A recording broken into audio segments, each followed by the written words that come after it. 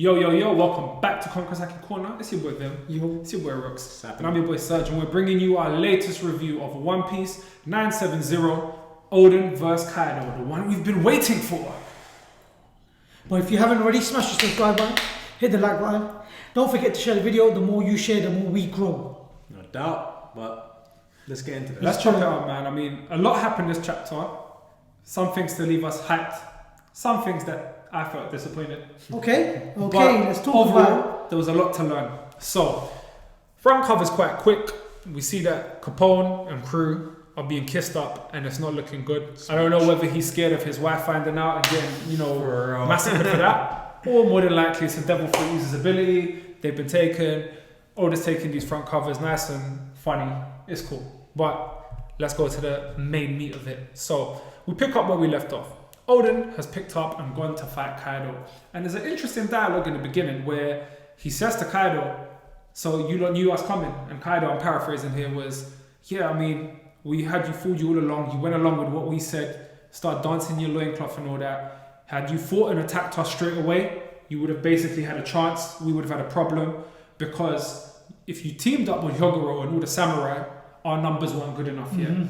However, you being a softie like Newgate and Roger, you're strong, but you're soft. It worked into our hands. And it's like, what we can draw from that is a few things. So a bit of foreshadowing first. You didn't win because you didn't team up with Hyogoro in time. But this time, Hyogoro and the samurai come into the battle in the present. And this is what's going to smash up the numbers. So that's what I took from that. On the other side, Oda's making a nice little parallel between Oden, Roger, Newgate, Three Brothers, man. Now, Oden himself knew that he didn't want to turn his country into a wasteland. As purely before, when he was younger, he used to run savage, he used to do whatever he wanted, and whatever the after effects of it, he used to say, well, it's just me, I can do what I want. But he wants to turn his country into an open haven. He wants everyone to be free. So he made that decision to become the fool and a joke of the country in itself. So that was a sacrifice he was ready to make. And he said it, I'd do it again. He wouldn't want innocents to die. That's what it was. It was like, I don't want no innocent people to die. I want it to just be a fight. But obviously, what happened was Hyogoro's wife got killed, who wasn't innocent. And that pushed him to be like, you know what, it's time to go to war. But now, was it all a lie? When he says that, is he referring to a previous conversation?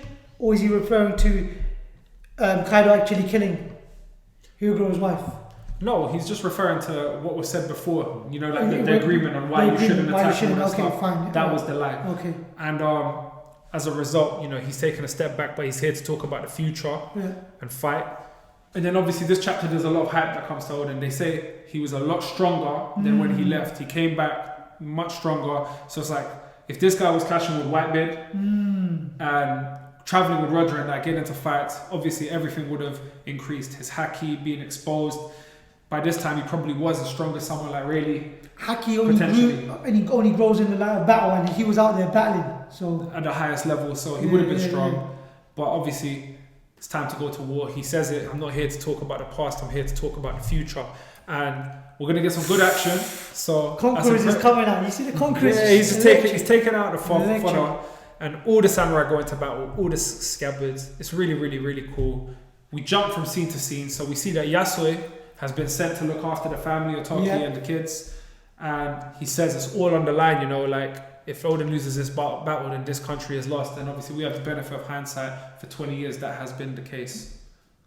Now the issue becomes is the way that the scene's set. What does Yasui do? Does he leave Otoki? Does he join the battle?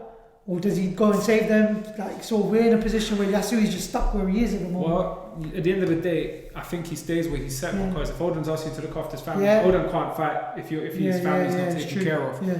I mean, looking at the whole scene of it, it's hard to tell whether there's actually another plan in place, because you've got Otoki there. I don't know if she's smiling because she's confident in Oden's ability, or if she's got an idea of something else being planned. So. Do you know what? Funny you raised that, right? Because I did come to my notion. We've not really got a grasp of Otoki's character. And what we have understood from the future is that she made a prophecy. And where that comes from, or where that even laid about, because she was never an individual who claimed to be someone who makes a prophecy. So how does that play a part into her as an individual? Is just the first ever time she's ever done that for it to ever come true. Also, compound that with the fact that she came from the era where that 4th century happened. So God knows what kind of wars and stuff she's witnessed. Yeah. So, you know, I personally, I kind of agreed with what you kind of said. I think she probably just has faith in her man and should have no doubts. But, you know. Ride or die. Then we got Shinobu now. What's really interesting for me, yeah, you know how in the present Shinobu still fancies herself a hottie? You know, oh man, she was. You know what? Props to her, man. Like she's a gilf now, but she was, man. Like she was one hottie as hell. So she came to the battlefield.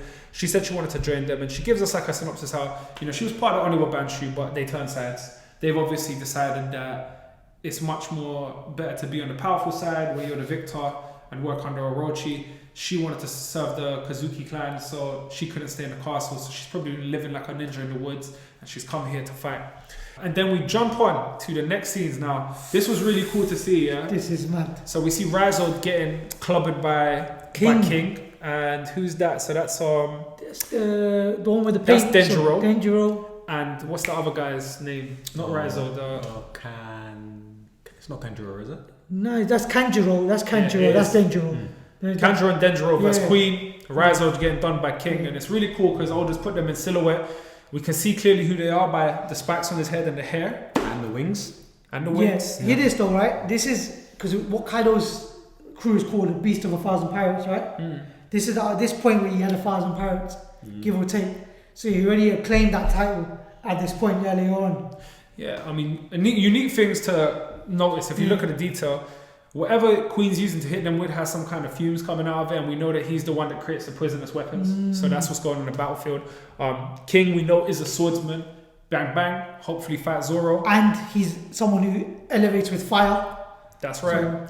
Big thing though is if we look at Zoans, the Zoan types, their strongest form is never the full form. It's a hybrid form where they encompass both the Zoan abilities and then whatever Haki their abilities there are. And I think this is Oda letting us be excited. He don't want to show us what they look like, because what have we seen from Queen? We've seen Queen in his regular fat boy form, and then we've seen Queen in his full Zoan form. So his strongest form will be reserved for the war that we're going to see. Similarly with King, Oda's saving that. He doesn't want to give us detail, because this is what I meant when I said a lot was left to be wanted. You know, I've been waiting for this battle for so long. But you don't get everything. You don't get everything, so you get a really cool. So we see the scar, Paradise Totsuka, and not even being critical, but it was just like it looked like a regular attack. I think more could have been built up and made this fight go 2 chapters. I want to see Kazuki. Wait for the anime, and then you tell me if that was a regular move. Yeah, but this is the manga, man. This is the thing, man. You can't do that to me.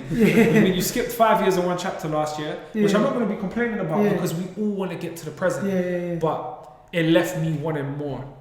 Now, this is my least favorite bit: how Oden fell. Oden gets distracted by the old hag who turns herself into Momonosuke.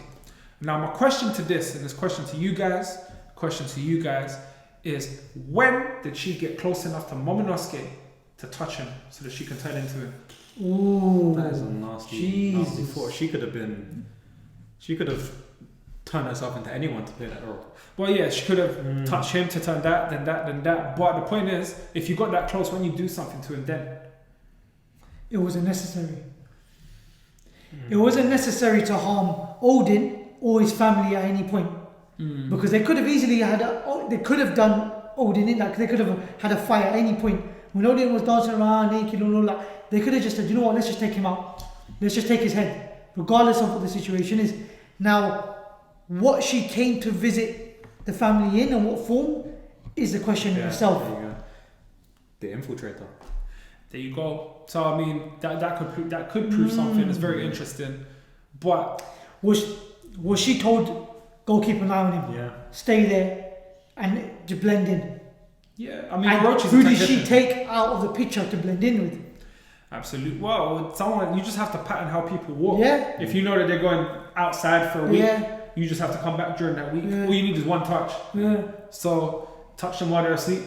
There's many things that could have happened, but I mean, it ends with Kaido one-shotting Oden, and I don't want to get too much into the scaling of the powers, because We know Kaido's strongest form is not the dragon form, so him taking that scar, it doesn't really say much.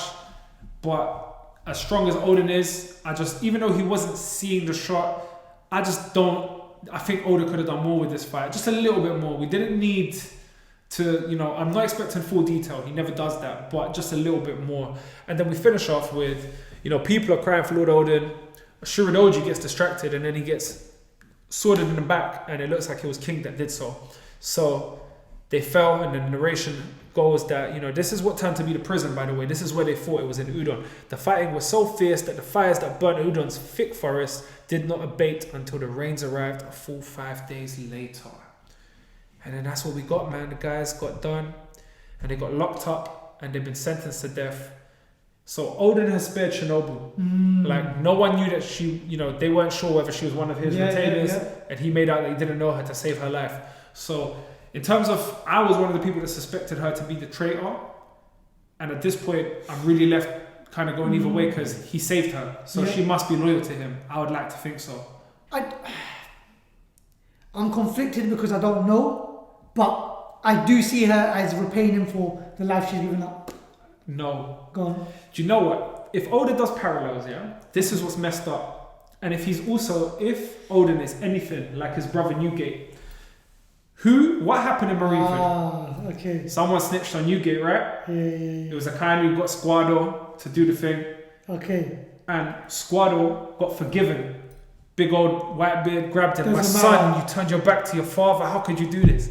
So if her being a ninja, this is how I kind of see it, and this is why I'm more on the lines that she's the snitch, Double agent, that's what ninjas do. Ninjas are spies, they're not warriors. Do you know what? And I don't disagree with you, and I don't want to mean to cut you off, Go for it. How many years has she been in that household, being under someone else's rule, and being under someone else's, being another person's apprentice? Why would she, from 5 years old till now, all of a sudden hold that dearest, I want to be this, I want to be your part of your family, when she served one purpose? She doesn't know Oden from next to nothing. She doesn't owe anyone else anything. So you know what? I like that. The fact that she... And the way he looked at her, he's hurt by her, but he spared her. Okay, you know what? I'm going out on a limb. Shinobu's the traitor in the present. It has to be. I'll go against it. Only because I like to go against it. I'm going to say that Then who is your traitor? Are you just going against me for the No, because I'm picking something out here. Alright. Is number 2 definitely gone? In terms of... Number 2. Face changing. Number 2... Well, in the present. Yeah, is he... Well, obviously we don't know yet. We don't know. Okay. What say that might number be... 2 is with Buggy. No, it has to be, no. Number 2 has to be gone because Mr. 2 got the fruit. For Mr. 2 to get... Sorry, that's what I mean. Mr. 2's got the fruit. He's He's still alive. alive, He's right? alive with Buggy. Okay, cool. He's with Buggy the but clown. for him to get the fruit, the old hag had to go. No, I'm not even talking about that. Oh, you're talking about someone his fruit might still be there. No, the fruit's gone. Again. No, Okay. Mr. 2's in another place wherever with Buggy and the clown. So that's his crew. Alright, I'm just going to say, I don't think it should look. Okay. I'm saying it is Shinobu, and I'm basing on the way Oden looked at her, and it's gonna be the same parallel that happened in Marineford, the way Squado snaked, but as a result, she's gonna come big for the team. She's gonna feel her dishonor. Luffy's gonna make her feel ashamed, and she's gonna back them ultimately. And I think she's the only logical one because. But the mad thing is, this is why. This is where again I'm going into a deep because you don't even know a character. You don't owe anything to Oden. You don't owe anything to the rest of these people because you've been a ninja and you've been molded into a ninja by these specific people. No one else has molded you. So all you owe your life to is the people that molded you, effectively. Yeah. Wasn't the Honorable Banshu servants of the Kozuki clan? They were, but regardless of the Kozuki clan, she was still underneath the bosses of the Honorable Banshus. So she wasn't the top. She was running after them. So she was in leagues with them. She wasn't ever. Do you understand what I'm trying to say to you? I get what you're saying, but I think ultimately, if it is her, she'll become good in the end. Okay. Then she'll have to turn. But I'm very confident that it was her. I'm just looking at the image of Oden's face. He spared her because you're not one of mine. You don't need to die with us, but I know what you did. It's too late now. There's no point in him like letting her die with him. He's that kind of guy. So then, is it she's trying to make it up to him for the last... I don't think she's trying to make it up to him because I think in the present she's still under the Oniwa Banshu. Okay. But it will take someone like one of the Straw Hats to make her feel guilty and slap some sense into her. Nami. Yeah, like she'll feel a sense of guilt. That's the only person that's around at the moment. Yeah, and there's obviously more to the Oniwa Banshu because they did serve the Kozuki clan. Maybe their leader is just and someone they all turned. No, but that's what no. If the leader turns, they will turn. There you go. So he may have just gone with the side that gives him the best interest for his team, and she will go against that. But I'm saying it now. Shinobu's a traitor.